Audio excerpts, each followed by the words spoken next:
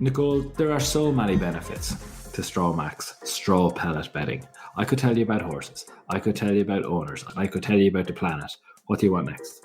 Can we have horses, our four-legged friends? For the actual horse themselves, why am I pleased if the person minding me has chosen straw mats? Let me tell you, Nicole. Firstly, it's not dusty. So there's virtually no dust when you take a straw pellet bedding option, which is obviously great in the longer term for a horse. Secondly, as a horse, one thing I would love is a nice fluffy bed. And what the straw pellet bedding option allows you to do is fluff up the beds a lot easier than if you're going with another option. It stays fairly dry because the straw base will absorb moisture very well. And lastly, it's not smelly. So, not smelly, dry, fluffy, and clean. No dust. Nobody wants a smelly bed. And there are no nasties in it as well because it is NOPS accredited. So you're not going to be, taking in anything that you shouldn't be taking in. That's what we mean there is it passes all the tests for the drugs. Yes, basically. You're not going to have a surprise when you get drug tested someday. Naturally occurring prohibited substances. There you go, listeners. Got it out. It's passed the test. NOPS accredited. So all things considered, happy horses, clean horses, and fluffy beds. That smell beautiful. Correct.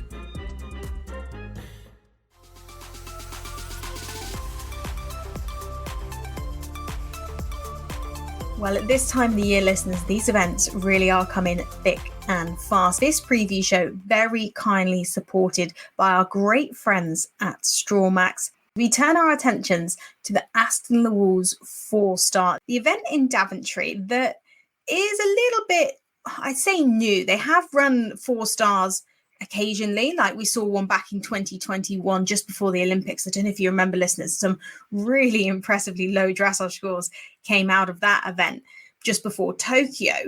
But last year in 2023 was, I believe, the first of the more permanent 4-star fixtures. And that's, of course, continued here in 2024.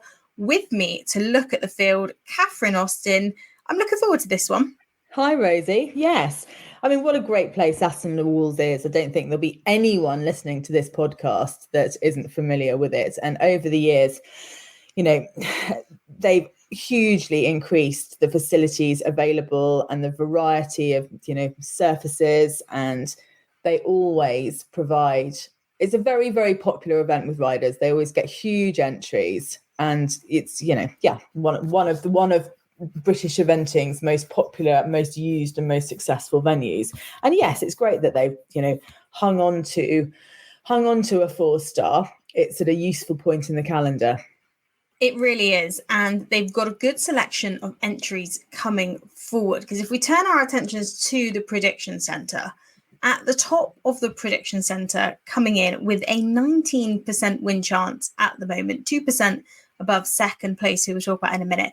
Kitty King is coming here with Cristal Fontaine, who we all know as a very, very good 4-star horse. In fact, their best ever dressage test at the 4-star level is a 23.7 that was achieved at Aston Le Walls back in 2021. So let's hope they can come and do a similar thing this year. But I know that he's come back to the 4-star level this year after a little bit of a break from 4-star. And he's come back really well. He's been top 10 at Burnham Market. He was just outside the top 5 there at Bramham. An established horse, an established combination. I think that it's quite right that they're top of the prediction centre, don't you, Catherine? Yes, I mean, lovely horse, owned by Alex and Camilla Wakely, who have great heritage in eventing. Camilla is Rosemary Barlow's daughter. Super horse, has was successful at 4-star level before having some time off with injury a couple of years ago, and has come back very well. Kitty's on flying form, as we know, and yes, I think they are very worthy favourites for this.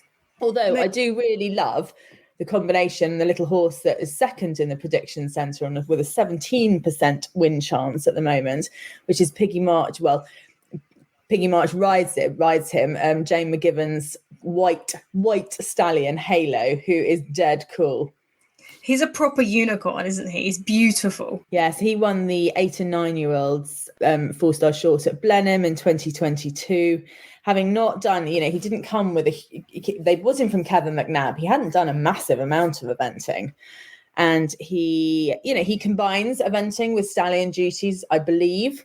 And so perhaps he doesn't run all the time, but he was third in the very hot 4-star short at Bergam last year and 6th at Blenheim. He's only had a couple of OI runs this season because I think he's been at stud, but he's dead cool. And I think, Piggy said a couple of years ago that for a different country, he'd probably be in Paris this year because he's just that kind of really cool, popping away, super clever, accurate little horse. And I think that Aston Le Walls will suit him, actually, where he's quite a nimble horse. I know that last year the time was really, really tough to get. I think there was only 2% of riders clear inside the time. So you are looking for a horse that can be quite speedy, that can be quite nifty. That is ideal for the likes of Aston Le Walls. So I think that could suit him. Yeah, only 2 riders last year were inside the time, which was very impressive. And he comes in with the joint best 6RA. That's the 6-run average for anybody who's not sure. So it's the average of their dressage scores across the last 6 international runs.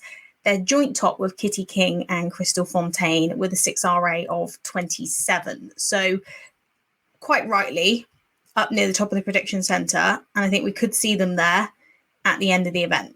So third on the prediction centre as we head down, Tom McEwen here with MHS Brown Jack, an 11% win rate. A very nice horse of Tom's that he's had for a little while, but actually has spent some time show jumping with Will Fletcher this year. Has done actually quite a lot of show jumping with Will. So Tom's only had one international eventing run on him, and that was at Bramham, where they're just outside the top 20. But actually, Will has been jumping around 130s on the Sunshine Tour with him. So yeah, it'd be really interesting to see how this horse comes on from that. Yes, interesting. I don't know, do you know why he's been doing so much show jumping? No. Is it to improve his show jumping? I'm not sure, to be honest. I think that is the weaker phase of the 3, so that's probably why, but I'm not sure the exact intricacies as to why. No, it's interesting because, his owners, Fred and Penny Barker, are very, very stalwart eventing owners of Tom's.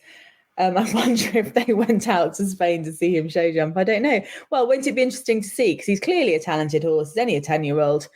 Has had some good form. Yes, I don't know what happened in the show jumping at Blenheim last year in the 8 and 9-year-olds. Anyway, let's see. But if the show jumping has been for a purpose and has achieved that purpose, that's another horse that could be jolly competitive, I'd have thought. Most definitely, because especially ones to keep an eye on cross country, they're the most reliable cross country horse in the field with a 90% cross country jumping clear rate from their last 10 runs. So that's the phase they excel. If they can have improved, like you say, in that show jumping, definitely ones to keep an eye on. Who else catches your eye, Catherine, as we work our way down? I am interested in Stephen Heel and Quidam Deluxe, a horse that did well at national level as a young horse, actually won the 7-year-old championships, I think, at Osberton in 2021. Has got the potential to be competitive, I think, in a field like this. They are 1, 2, 3, 4, 5, 6, about 6th in the prediction list. Above that, Tom Jackson and Firefly. Oh, yes, that's nice. Millie Juleff, who bought Pencos Crown Jewel from Ros Cantor over the winter. They're running. Millie is a younger rider. This is, step up to 4-star for her, but they seem to have gelled really well together, which is nice. They've gelled really quickly. Millie's spent some time at 3-star level this year, just getting to know her and just making sure, Pencos Crown Jewel can be quite a strong cross-country horse. So I think she was just finding the right balance there. But they've had a really good start to their career together. Definitely ones to keep an eye on with this. Millie last year was on flying form at the 3-star level. I think she had 3 wins when she took on Victor Crumb. She had Donateur as well. And I think she was definitely top 3 in the 3-star at Aston Le Walls last year. So let's hope Aston Le Walls continues to be a happy hunting ground for her Penco's Crown Jewel. And it's really nice to see these 5-star horses with these young riders coming up through the levels, because we've spoken about it before, but people often have that misconception of, oh, a 5-star horse has been there, done it, this will be easy for people to get on and ride. But that's not the case, is it, Catherine? There is absolutely no way on this earth I would consider myself capable of taking on a horse after Ross Cantor had ridden it. And obviously Millie is a great deal better in the saddle than I am. But yes, I do think actually it's really tough doing this. Yeah, the horses have got the experience, but they're also used to the very best riders in the world. And that's nothing against Millie, but, she's a young rider against riding a horse that's been produced by a world champion. So I'm really pleased. It's really nice to see when these horses make a success with their new riders, because it's good for both horse and rider. I've just spotted a horse that I really like in this class, which is Wills Oakton's Keep It Cooley. Great spot, really good spot. 9-year-old. Won the 2-star long at Blair in 2022 and the 3-star long at Blair in 2023, of course. Yes. This is only the horse's second 4-star short, was 7th at Ballindennisk. Probably needs to pull the dressage marks down a little bit, but it will do. And this is a super horse, and obviously Wills is an extremely good, very experienced, very competitive rider. If everything went well, maybe they can finish on the podium, but they could be very competitive, I think. I think that's such a good shout, Catherine, because it's such an exciting 9-year-old, just outside the top 10 rated 9-year-old in the world. It's 11th at the moment with an ELO of 588, just behind Chintonic 3, Sydney Elliott's horse, of an ELO of 590. A really exciting horse coming up through the levels there for Wills. And their second 4-star, their first 4-star was in Ballindennisk, 35.2, because they've had some lower dressage scores with the likes of high 20s. Yeah. But that step up to 4 stars different. That's when the flying changes come in, isn't it? Yeah, exactly. But I'm sure Will's got all that. He's got that sorted. Yeah, most definitely. One to take note of is Felix Etzel and TSF Polatans, who have coming with a 9% win chance, because this combination can post a very low first phase score. Their best at the level, in fact, is 25.6. That came from Kronenberg 4-star short back in 2022. But the pair are known for being in the 20s quite often. They were 28.4 at Buccolo last year. They got a 29.2 at Mill Street, where they withdrew before cross country. Great in that first phase, consistent on the cross country as well. The show jumping would be the area that would let them down, but they have a beautiful surface at Aston Le Walls, which can often help on the show jumping, but definitely one that could have an impact on the leaderboard. The pesky show jumping, they may have a couple rails. They're not going to demolish the whole course. It may just be a couple rails, but in a field like this, when it's competitive, unfortunately, that can make quite a difference on the leaderboard. But they're definitely going to be up there after the first phase. They're 4th on our 6RA with a 6RA of 28.4. Zara Tyndall class affair. Obviously, we know a lot about this combination. They had a very, very good badminton. And, every year, Zara wins a big class on this horse. She hasn't won a 3-day on him, but she's won a big class on him. And I wonder whether this could be their day. She'll be competitive. Well, she's always competitive, but they know each other inside out. Such a cliche, but they do. Running down the list, there's quite a lot to look forward to. Something that interests me quite a bit down the prediction centre is Sophia Hill and Seattle Park. Sophia Hill was stunning at Bramham. She's Australian. She's just come over. She absolutely whizzed round. And I'm not sure she got any cross-country time penalties on either of her 2 horses, or if she did, one time penalty or something. And it just interests me that if it's the same, if you say that the time is really hard to get here, which is an interesting one because it's a flat track, Is it particularly twisty? I wouldn't necessarily say so. Is that more to do with the fact that riders might have bigger targets to look towards than this? I don't know. But if time is a factor, then you think that Sophia Hill and Seattle Park might be the ones to make the time? Good shout. In 2021, there was 19 riders clear inside the time. It was when 2023, last year, that was when only 2 riders made the time. So they've had a 10% clear inside the time rate in 2021, at 2% in 2023. And I think the track in 2023 just caused a few more issues than expected. I think people walked it and thought, okay, this is doable. And then it wasn't until about the 6th horse in that we had anybody jump round clear. So I think it just caused a few more issues than people expected. But I think a super shout if you're looking for time. And also if you're looking for time, Grantstown Jackson is in here. A notoriously super fast horse, highest rated horse for speed, top speed percentage of 97%. We know that they can fly around a track. So this could be right up their street. Another one, Lucy Latter, RCA patron saint. Nice to see them back after badminton. Yeah, isn't it? It's nice to see them over here. They obviously didn't get their Olympic spot that we sort of, we conjectured, if that's a word, that they might do, but they'd be great to watch. Really good, and be interesting to see where she aims for next. It'd be nice if there's a Burley on the card, so it'd be really fun to watch them go around something like that. So it's great to see them back out. And actually, a young horse I would like to pick up on in this is Georgie Goss's Kojak. A really, really smart horse. If you see him, listeners, he is beautiful. He's a proper class looking horse, just 9 years old, and it'll be his first step up to 4-star. But my gosh, hasn't he made an impact at the 2 and 3-star level?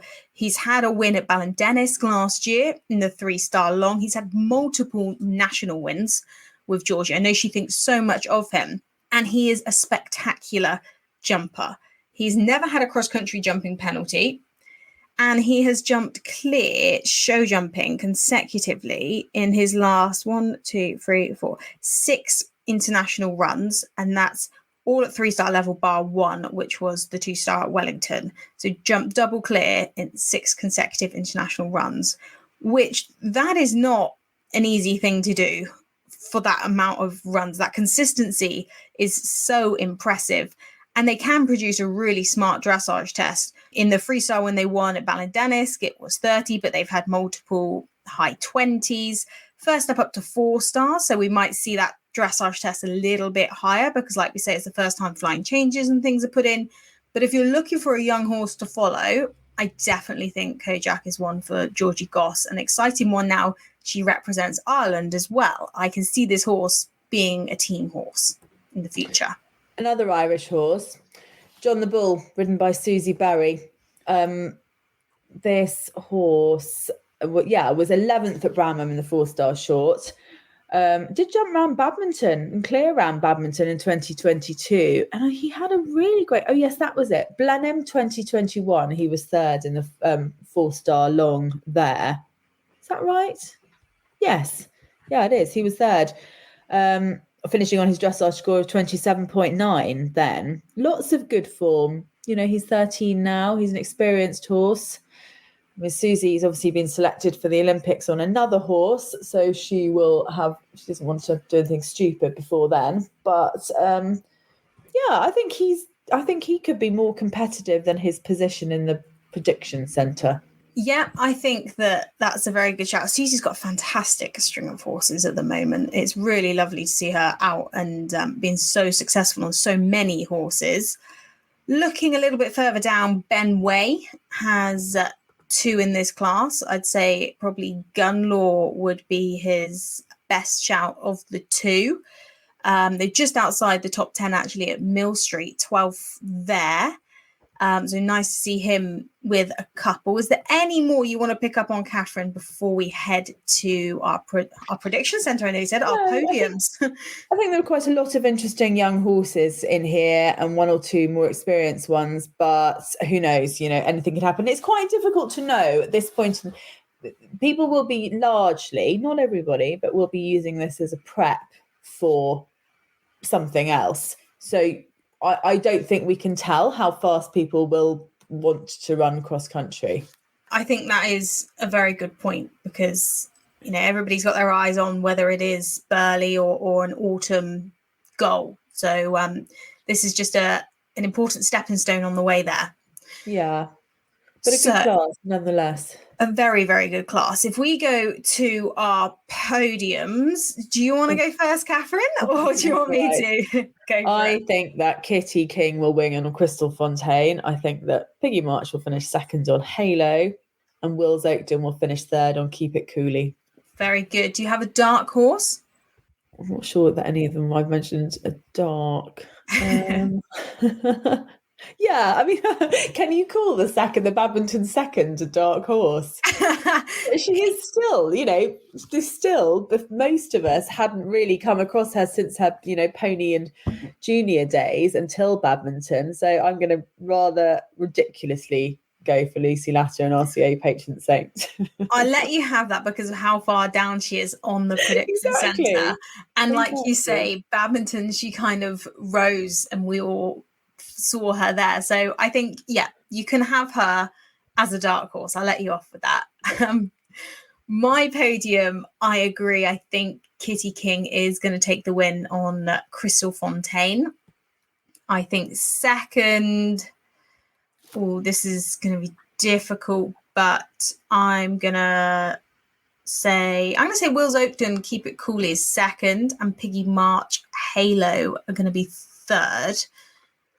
Dark horse, I'm going to go back to Georgie Goss and Kojak because it's their first time at the level. Although a very established horse, a very competitive horse at 3-star level, I think that, they're going to be my dark horse for the 4-star. Okay. Now, there's a lot going on at Aston Le Walls, isn't there, Catherine? It's not just the 4-star. It's very rarely quiet. It's not just the 4-star. They've got so many other classes. They've got a massive 3-star section. Yeah, huge. Huge 3-star section. They've also got this interesting advanced section, this advanced Olympic horses. So just tell us a little bit about that section, Catherine. Well, that seems to be an advanced, national advanced section for horses that are on Olympic long lists or nominated entries for the Olympics. It's not a huge class, and there's a distinct lack of Brits actually in it. Maybe that'll change. And as you and I speak right now, we don't know. We haven't had any further announcements apart from the replacing of Ballamore class on the long list. We haven't had any further announcements. There may well be more to come before this comes out. I don't know, but I guess the fact that there are very few British nominated Olympic entries on this may be indicative. Maybe that'll change. I don't know. I'm not really making a lot of sense. But what is interesting is there are lots of good Olympic potentially bound horses from other countries, in there, some of whom have been selected already, some of whom haven't. The only one of the British Olympic nominated entries that's on this list, as I look at it, is Vondra D. Biat's Kitty King's Bramham winner. But there are the likes of, Aoife Clark's Sportsfield Freelance, for which she is the alternate rider, I believe, for the Irish. Tim Price has got Falco and Coup de Coeur du Devin in there. There's, Vinci de Levine, Kazuma Tomoto, Menlo Park, Clark Johnston. We're still in that stage. The lovely, my favourite, Colorado Blue, Austen O'Connor. But we are still in that stage where we don't have many Olympic teams confirmed yet. No, we don't. Another one to pick up there, Zaragoza, who was actually second in the 4-star here last year, a track that they like. So you're right. It's hard when we don't know a lot of the teams. We don't know who they're bringing. I don't know who Tim Price is bringing. I don't know who Janelle Price is bringing. They have a whole heap of horses to pick from. But if you are in the area or fancy a day out, we do recommend going up there because you've got that Olympic advanced section that we talked about, the 4-star section, the 3-star section that is just ginormous and full of loads of up and coming talent. So I definitely think it is worth a day out. It's a wonderful spectacle, Aston Le Walls. They have so many areas that have great viewing as well. So from a spectator side of life, pack up your stuff and go, because there's so much to see there. Right, I will. Catherine's off. Catherine's off. Listeners, thank you so much for tuning in. Catherine, thank you for coming on and taking a little look at this. It's it's going to be an exciting weekend of sport. It is. It always is. Thanks, Rosie. And a huge thank you, of course, to Strawmax, who are supporting some of our preview and review shows this year. If you're looking for affordable, comfortable, dust-free bedding, they are the people to go to. Do go and check them out. Welcome to Fairfax and Favour's quick fire questions with none other than Fairfax and Favour ambassador Piggy March. Piggy, are you ready? Yes, I think so. Okay, what is your favourite meal? Anything really. I love food, pig by name, pig by nature, but a lovely, great big roast dinner is pretty high up on there. What Fairfax and Favour item is your go-to when you go out for that said dinner? There's too many really good things, but I think I would never be without a Fairfax and Favour belt, because there's so many different cool varieties there. What is your party trick? I can take one of my teeth out. What was your favourite subject in school? Art. I could draw a picture, but I couldn't write or read anything. Which bee is your favourite? Bags, boots or belts? I was about to say Burley. Boots. What is your favourite event? Burley. Piggy, thank you for taking Thank you. part in our Fairfax and Favour quickfire questions. Thank you.